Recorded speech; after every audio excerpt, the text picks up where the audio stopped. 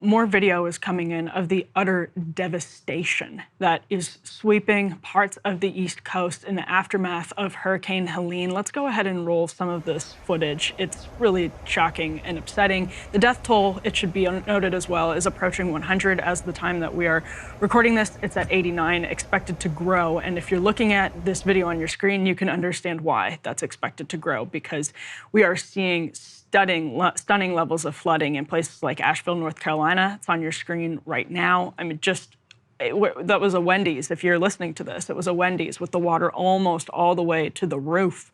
Incredible levels of flooding. So, Krystal, you've actually spent a lot of time in Asheville and in places that are being so heavily affected by this right now. It's shocking. This video we're watching right now, too, is of a house floating down the street. And it is shocking. You know, I mean, this isn't a coastal area. This is Western North Carolina. You know, it's the Great Smoky Mountains. It's truly one of my favorite parts of the entire country. This is now in Florida. And the way that the path this hurricane took, you can see mudslides onto the highways. Many of the interstates, by the way, leading into this area are completely blocked and closed. Here you see some of the roadway that just fell apart. Here's the highway that fell apart. These are people recording from within their own homes. I believe this one, this was a hurricane house flood victim in Tampa. This one, I believe, also is in Florida. And the track that this hurricane took, it hit the Big Bend area of Florida, and then it came up through the inland areas and dumped just massive amounts of water on areas like Asheville, North Carolina. Right. And so, you know, if you're a coastal Florida resident, you've seen hurricanes before, you evacuate, you know what to do. These are people who have never imagined that they would be hit with a hurricane like this in a way that has just been utterly devastating. I mean, the images are unimaginable. People are stuck without food, without water, without gasoline, without the ability, with cell phone. No power, no cell, no Wi-Fi, nothing. And so you have people who are stranded, and we don't know what condition they're in. You know, that's why there's a lot of fears that this death toll, which is approaching 100, will continue to rise because the devastation was so swift and so unexpected, and because communications have been cut off. There is effectively no ability to flee the region at this point, because you saw some of the images of the bridges and roadways that have just utterly collapsed. Your best bet, according to what I'm reading, is to try some of these different mountain back roads to get out of the area, because the main interstate highways have all been devastated. And we could put D2 up on the screen here. Some locals are describing this as biblical devastation in these North Carolina towns that have been flooded by Helene. And from the images, you can understand why. Let me read to you a little bit from this story, because it speaks to that, you know, just how unexpected it is to suffer something like this in this region. Beverly and Baxter Eller had lived in the same house in this small North Carolina hamlet for 37 years. Never once had it flooded. In 37 years, never once. Until just before dawn on Friday, as Hurricane Helene tore through the region. The water from the raging river rose fast and faster until it reached their yard. The couple fled not a moment too soon to huddle with neighbors inside a Baptist church up the hill. On Saturday afternoon, they returned and found their home utterly destroyed. The manager of the county that includes Asheville, North Carolina, says this is looking to be Buncombe County's own Hurricane Katrina. And the Assistant Emergency Services Director says we have biblical devastation through the county. We have biblical flooding here. Put the next one up on the screen that gives the latest in terms of the death toll. At least 87 people killed in 6 different states, including at least 30 in North Carolina. The image here is a truck, you know, upside down, nose down, rivers, swollen creek there, and a road that had clearly been flooded at one point. And this article gets into how difficult it is to leave, because multiple stretches of Interstates 40 and 26, which are the main roadways for traveling in and out of this area, are closed and will remain closed for God knows how long. You guys saw the devastation. How long will it take to fix and repair these roadways? And search operations and recovery operations, sadly, do continue. So 2 feet of rain Unbelievable. 2 feet of rain dropped on this area, and it's unimaginable. It's absolutely unimaginable. So, in the couple that was profiled briefly by the Washington Post, they right now, the Eller family, they don't know where their son is. Ugh. They can't find their son. And in just that Washington Post article, you see the accounts of people who don't know where all of their children are. There are a lot of people missing. North Carolina, Kentucky's being hit really hard. There are a lot of people missing. And so we're to nearly 100 fatalities already. As you mentioned, the emergency director in the county that the Washington Post also was reporting on has invoked the, quote, mass fatality plan. So these numbers are going to get worse, and probably so much worse. So it's just, these areas like Asheville, for example, people have posted, is in a floodplain. But that doesn't mean that people are used to it. It doesn't mean that it's obviously something that happens every year. There's such a thing as 100-year floods. This is, this level, 2 feet of water. Yeah. It's not something that people, it's not the Florida coast, that's for sure. Right. And this hurricane strengthened very rapidly as it was coming over the Gulf. It strengthened from, tropical storm and rapidly escalated to when it came ashore. It was a Category 4 hurricane, which is, of course, close to the highest level. And so lots of devastation in Florida, just the entire swath that it took, really tons of devastation. And, there is a sense that previous eras, like I remember being glued to the coverage of the horror and the failures of Hurricane Katrina. I remember some of the massive media attention on hurricanes and natural disasters of the past. And it does seem like, because now we're getting 100-year floods every 10 years, because the pace of these extreme weather events has escalated due to warming waters and due to climate change. It's sort of like the, mass shooting at the school phenomenon, where people just become inured and the media becomes inured and sort of, numb to the scale of the devastation. Because I don't think it's wrong to call this akin to their Katrina in terms of the level of destruction and how long it will take this area to recover based on the images that we are seeing. And yet, the national attention, even the political attention, like Kamala Harris is still at doing a fundraiser in LA. Yeah, I know. Nothing happened. I'm sure Biden has put out some state. Has he come out and addressed the nation? Where are the plans to fly down and be on the ground? Where are the assertions of whatever you need, we're going to make sure that you've got it covered? I don't see that level of political or media response. That doesn't mean that they're not receiving resources. And the governor has said there's National Guard resources and federal resources already on the ground there. But it does feel like we've just sort of become numb to this level of catastrophe. And this is where also, by the way, having a president who, I continue to think of this as a constitutional crisis, a president who don't know his level of lucidity at any given moment. Yeah. It really does matter, and it really should infuriate people that this is who the leader of the United States is, when you have people missing all over. You have nearly 100 fatalities already. The president actually does have a lot of tools as the executive in situations like this one. And so, it's just enraging, really, when you think about it through that context. Now, some people may remember after Hurricane Sandy, which happened in an election year. Superstorm Sandy. Superstorm Sandy, 2012. People have those kind of indelible images of Barack Obama and Chris Christie surveying the damage together. We can put D3 up on the screen. There are already conspiracy theories proliferating, actually about HAARP. Now, HAARP is, I'm reading from the University of Alaska at Fairbanks website, so this is like the exact language that they use to describe it. It is the High-Frequency Active Auroral Research Program. They describe it as a scientific endeavor aimed at studying the properties and behaviors of the ionosphere. If you follow sort of the conspiracy world, you've definitely heard of HAARP before. Had you heard of HAARP before? Yeah. Okay. Because it comes up. It comes up in situations like this. Okay. And so D3 is on your screen. They are using HAARP, this Twitter user says, to ensure that Hurricane Helene devastates the largest Republican stronghold area in Florida. This hurricane will destroy homes, displace thousands, and ensure much less participation in the presidential election in November. They will stop at nothing. So the theory there is that HAARP was being used to actually create this entire hurricane and natural disaster to affect the vote, essentially, in the presidential election.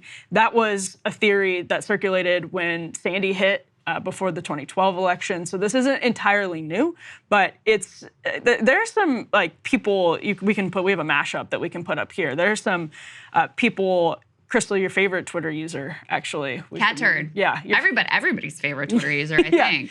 Yeah. Something is off about the reporting of this hurricane he posted. And then, the fact that it just popped up on the radar out of nowhere, another person replied, I think it's weird it hasn't been hyped up for days in advance like storms in the past, no wall-to-wall coverage, and all of a sudden it's here and it's serious AF.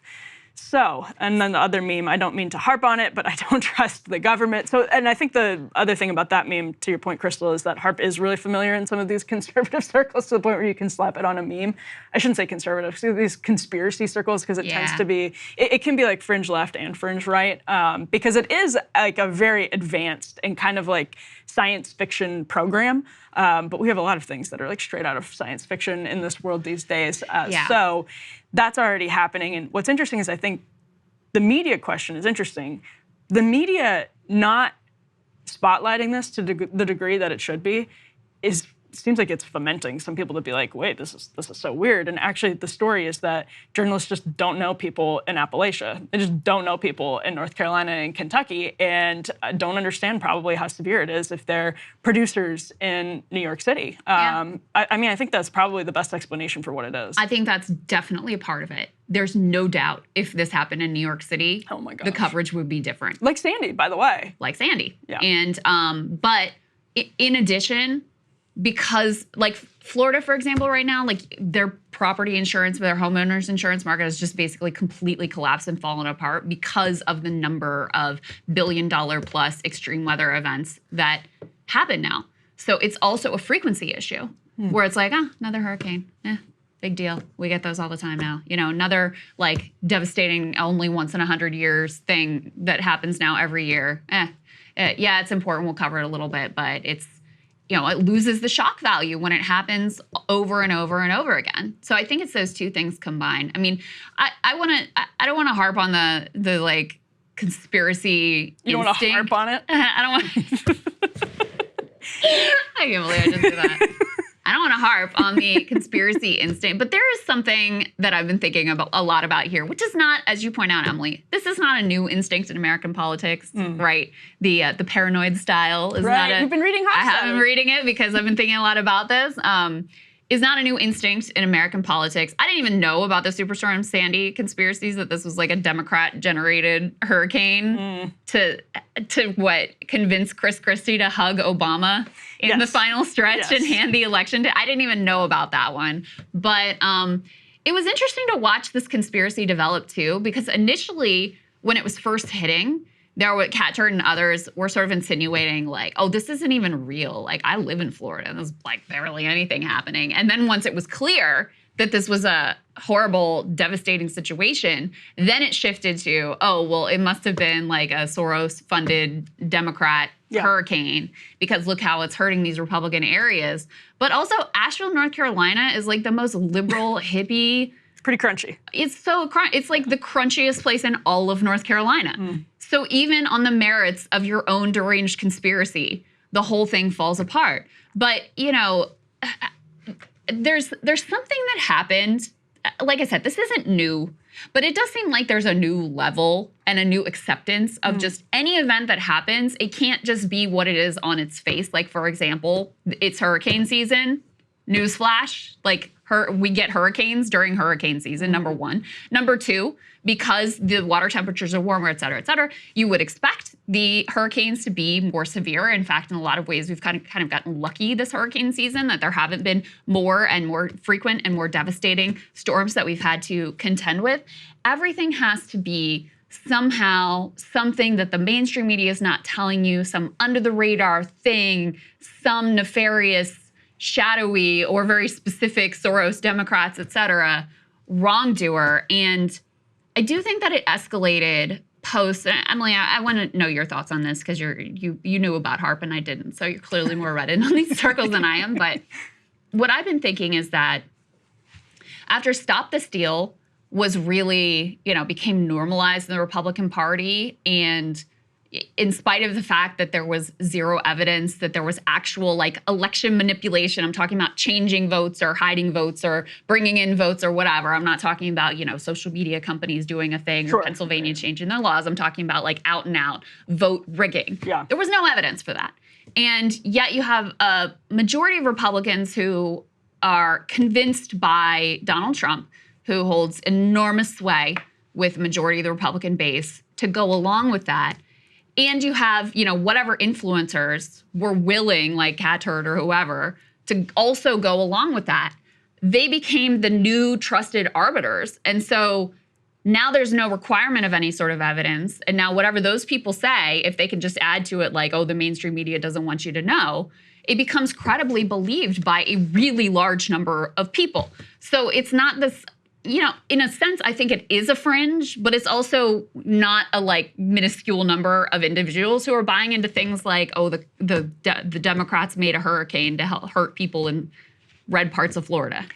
Back in 2012, one of the websites that was spreading the HARP stuff about Sandy was InfoWars. And Alex Jones is now on tour with Tucker Carlson. And and Tucker was at the RNC. Right. And sitting next to Donald Trump. Right. Yeah. And so, I think there's something to that. There's kind of a mainstreaming, and part of it is because there have been so many problems with media coverage. So I understand it. And I think Alex Jones is legitimately, and Tucker, interesting figures. But when you're at that level and you're Donald Trump, for example, and you're going into these places as a kind of cope for losing an election, or he was even saying it, HBO has a pretty good documentary out right now. I think it's called Stop the Steal. And when you look back on how Trump was talking about the election before the election even happened, at one point he said, the only way that we'll lose is if it's rigged. When you have the president of the United States saying that, it obviously gives weight, and it's obviously something that gives people sort of permission and reason to believe. Yeah. If you're not somebody that's like, you're not working professionally in politics, you have a job, you don't have to you can't follow politics obsessively like people who work in the media do. When the president of the United States says something, it means something. It means that to you, it signals there must be something more to this. The president is saying it. So it's easy to see why people have taken some of this stuff much more seriously. I think part of it is that we're, unlike most of the country, on Twitter, so we see a little bit more of it in the Musk X era. At the same time, you been on Facebook lately, girl? No, I haven't. But the other thing I was going to say is that when things seem inexplicable, like the host of Celebrity Apprentice becoming the president of the United States, we turn to scapegoats. We turn to these more conspiratorial explanations, or some people do. And that's where I think the Russia stuff came out of, was just absolutely. There has to be a way to explain this because it doesn't make sense otherwise. Well, I think you have, and we'll table this for now because I'm sure this is a topic we'll come back to again, but you have some really genuine, jarring, elite institutional failures. Right. And lies. Right. Iraq war, financial collapse being the two most obvious, but I'm sure we could point to many more as well. And then you layer on top of that, something inexplicable like, a reality TV show star, rising to the top, Democrats, this breaks their brain. They can't wrap their head around it. It's got to be Russia. It's got to be something going on. Right. And then because you have this break in any sort of institutional trust, it just opens up a vacuum for whoever's going to fill that in and be the one who's like, but I'm going to tell you the truth. And Donald Trump, there is more affinity. I mean, it is a cult of personality around Donald Trump at this point, right? And for about 30% of the Republican electorate, which is significant. Extremely significant. Yes. And whatever he says, evidence-free, whether it has backing or not, that's gospel. And then if, like I said, if you have these influencers surrounding him that are backing up everything that he says, they become also these trusted ambassadors. And then whatever they say also goes. And then you have the algorithmic and monetary incentives, which are all in the direction of pushing the Soros HARP Democrat hurricane machine thing. I'm sure you're going to get a lot of clicks and a lot of views if you're willing to float that. Yep. And put on some video that purports to show some sort of evidence in that direction. And so then, capitalism takes hold and the people's bottom line and their desire for attention and influence or whatever takes over. And There you go. That's how you get where we are now. 100%. Yeah, it's been a wild. I mean, when we were even talking about Hofstadter, that was a book written in the mid-1950s. Yeah. And we sort of think of that. Some people think of that as like the archetypical like American dream period, but we think of it as at least like sort of old. But technology was crazy, like advancing at a crazy clip in the 1950s. Like that was really unnerving to people. An atomic weapon had just been developed and then dropped in the span of like, 20 years that had all transpired really quickly. So technology really unsettles people, and especially in the United States. Like it just feels, it puts us through the ringer, and we look to new places for explanations because so much of it, we are living in very odd times. Hey, if you like that video, hit the like button or leave a comment below. It really helps get the show to more people. And if you'd like to get the full show ad-free and in your inbox every morning, you can sign up at breakingpoints.com. That's right. Get the full show, help support the future of independent media at breakingpoints.com.